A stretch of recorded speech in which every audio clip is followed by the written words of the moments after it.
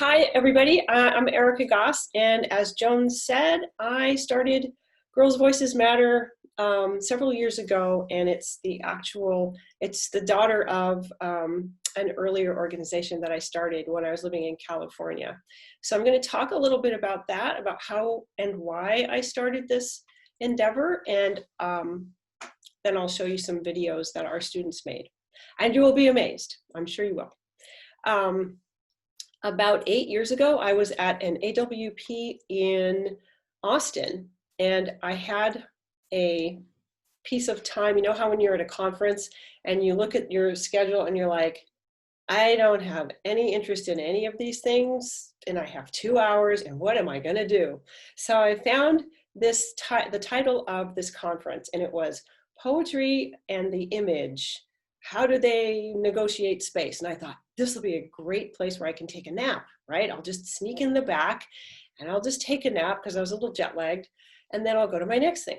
So I snuck in the back and I watched for 5 minutes, and I was completely enthralled. In fact, my whole artistic practice changed in those 5 minutes. I went from the back of the room all the way up to the front row, and I watched everything, and I got everybody's business card. And by the time I left that conference, I had signed up to write a column for Connotation Press about the topic of that particular panel, and that was video poetry. So from that thing, everything that I'm doing now kind of erupted, if you can use that metaphor. And basically what happened is I developed a really strong interest in it. I contacted everybody that was making video poetry, and I interviewed them for my column, and I did that for about 3 years. And somewhere in there, of course, I had to try these things out myself because I wanted to be able to make these beautiful little videos.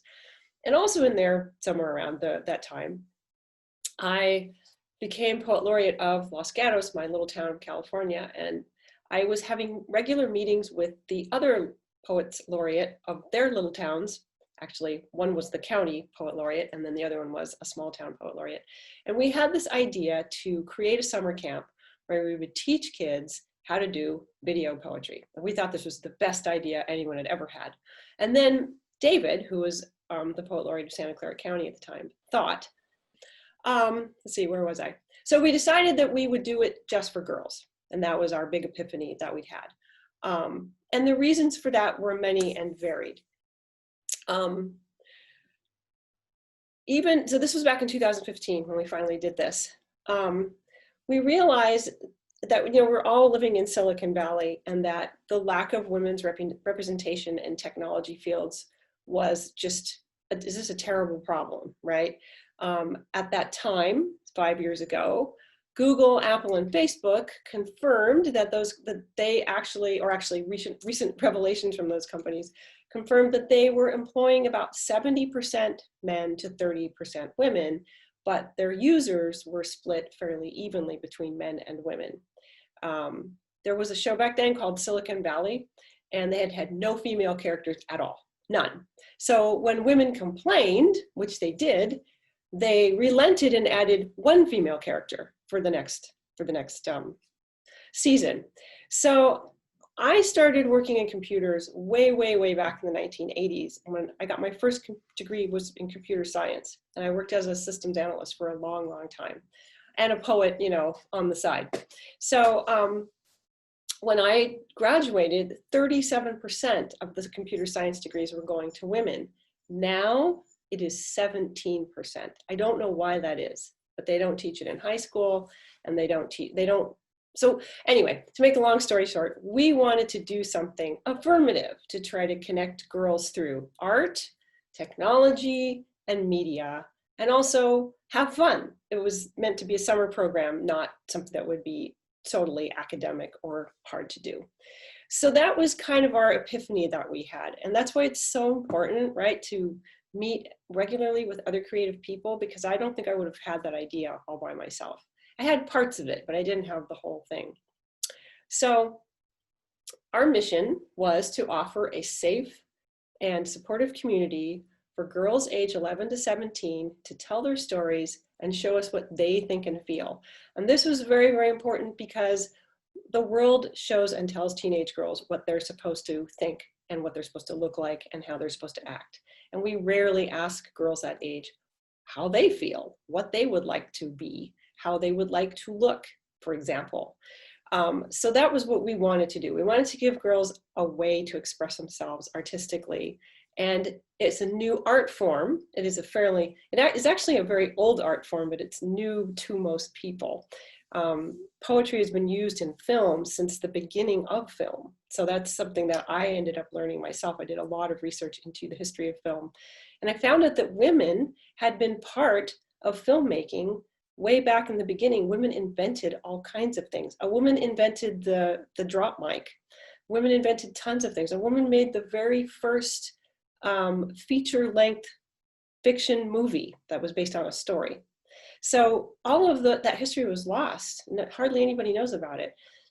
When filming became a big business, when it became a money-making endeavor, women's accomplishments were just pushed to the side, and women as creative people were pushed to the side. And a lot of those creative women actually found more opportunities in TV. So if you look at TV, you will see a lot more women than in film.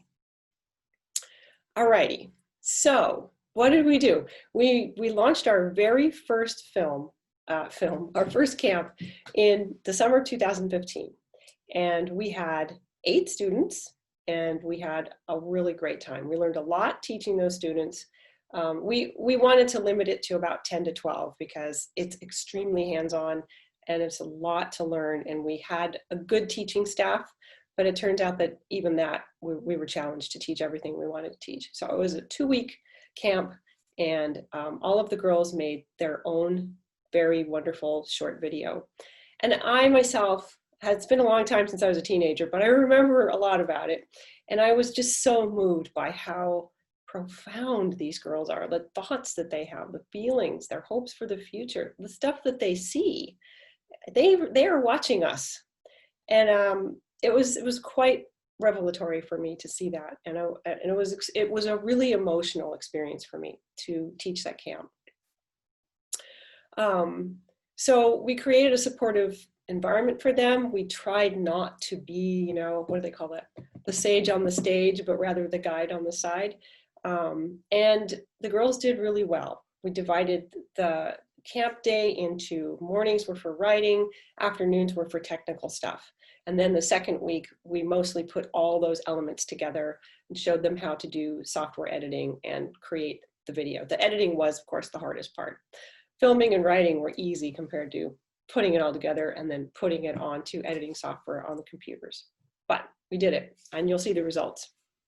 So I moved to Eugene in 2017, and I wanted, of course, to do the same thing that I had done in California. And everything I did was just a miserable failure. I couldn't attract any attention at all. So I hired a business consultant, and I went through the painful process of actually having to work on marketing, rebranding myself. And then I relaunched in 2019, and ta-da, we had a wonderful camp in the summer of 2019. I ran it here at my house. I had 8 girls. We had a really good time. And we were all set to do that again this year, and then coronavirus hit. So everything was different this year. I did manage to pull together 1 week of classes that we taught on Zoom, remote classes. And that was, that was challenging because I had never taught these things on Zoom. But it ended up being a very positive experience. And I was really glad that we did it. Also this year, actually, we got a grant from Lane County, the LCCC. I can't remember what all the C's are for, Community Coalition, to do a free presentation that we took around to the libraries in Lane County called Women Filmmakers of the Pacific Northwest. And we included several women filmmakers who are from Oregon, Washington, Montana, Alaska, and British Columbia. And it was really wonderful. And we got about halfway through our program because it was scheduled for March. So we got for the first week of March, and then Oregon shut down. So we still haven't finished it. We haven't finished giving all the presentations. But it is online if anyone wants to watch it. And it was really wonderful. Let's see, in 2021, we're going to do a creative spring break camp. We're going to do classes in feminist film history, women in comedy, and the one that I'm really looking forward to, which is make a film in a week. So we're hoping to get a bunch of girls signed up for that, and I think it'll be really fun. We're probably still going to be online at that point. It'll be late March of next year. I don't know what things are going to be like, so I am assuming we'll still be teaching remotely. So I will shut up now and I'll show you some videos. So this is the video that we used to advertise our second camp, which was when I was in California. Media Poetry Studio is a summer day camp that teaches artistic young women how to produce their own films inspired by their poetry. Media poetry is a new and interesting art form that uses poetry as its text and some kind of visual media to create a new and completely different art form. It's just amazing to see your poem turned into a video. It's an amazing feeling. Almost everybody who sees them has the same response. It's a complete surprise to them, and yet they recognize, aha, of course a poem should be made into a video. It's the best thing for it. It's important to make sure that women are included in this type of opportunity to use technology, because women are vastly underrepresented in technology fields, even here in Silicon Valley. Also, there are studies that show that starting in middle school, girls tend to shy away from technology because they are just not exposed in the same way. There's a lack of representation for girls and women in technology. When the teacher says, what's 2 plus 2? It's not like they have to generate the answer. The answer is there in the universe already. But if the teacher says, imagine a powerful animal and what kinds of questions you would like to ask it, there is no right answer. There's no, it's supposed to look like this. The world asks you things and already knows the answer. And poetry asks you something and then waits to hear what your answer is. Okay, so next I'm going to show you a series of videos that were made by our students.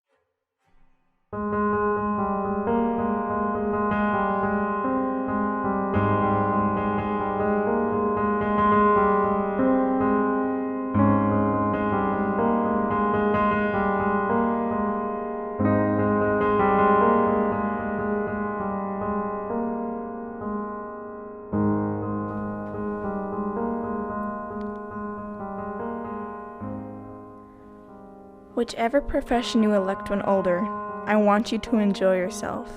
I hope you still do the things I love.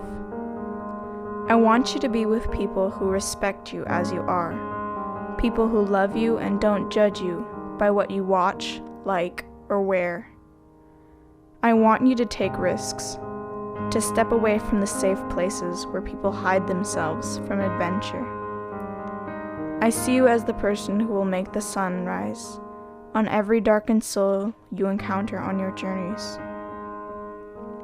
I want you to learn to acknowledge your doubts and learn to face them with the utmost grace. I envision you as a person whom people trust, whom they would like to follow in difficult times. But most importantly, I want you to know that whatever person you end up being, I still look up to you.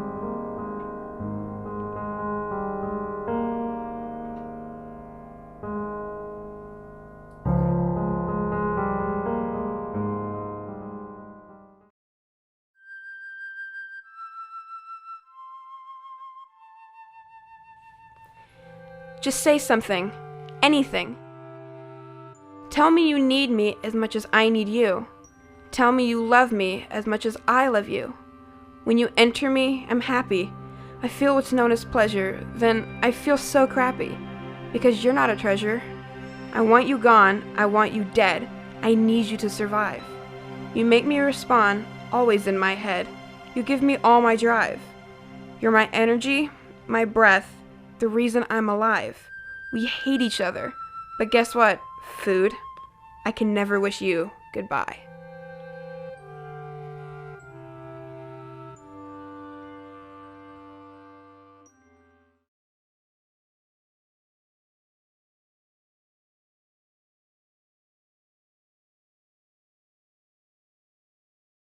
Hey, you. That bad grade you just received, don't stress too much about it. You'll receive more bad grades, but you'll just have to go back and find your misunderstandings. It's okay not to have perfect grades. That audition you're considering but you're afraid, go for it. You never know what will happen, and even if you don't get accepted, you're facing your fears, and that's such an accomplishment already. That fear of stage fright, sadly, it will probably never go away. But you will cope with it better, and you will build confidence, so keep putting yourself out there. That loneliness after your best friend left, I know it hurts, but it won't last forever. You will find others that will fill the empty space in your heart. That journal you keep picking up, but setting down every time, it'll get easier. Writing your thoughts down make it so much more real than in your head, but it feels that much better out of your mind and in pen. I'm proud of you for just getting out of bed each day. You may not feel proud of yourself yet, but you will one day. Remember that one line you loved, the line you tell everyone but yourself. Well, here's that line to you. Stay gold. Love yourself.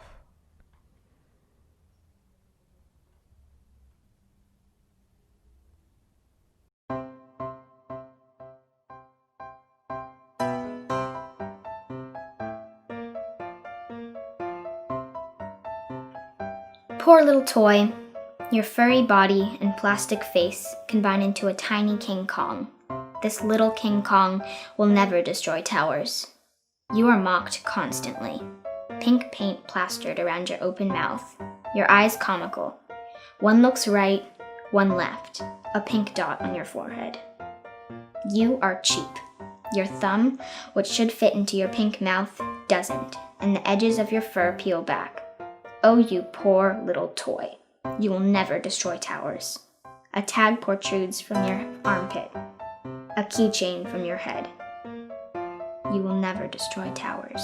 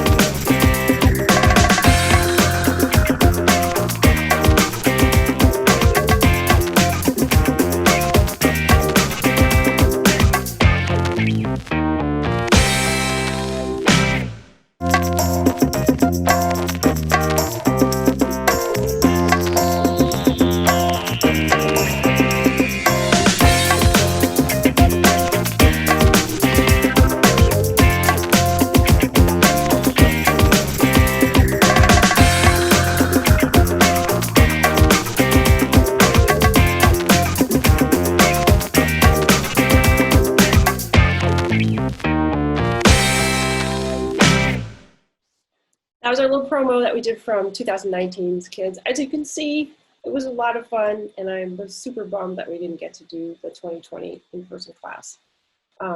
So thank you so much for watching my little show. If you have any questions, I'd be happy to answer them. Otherwise, you can go to girlsvoicesmatter.com and check out lots and lots of stuff there. Or you could email me and we can talk about it more. So thanks everyone. Mhm.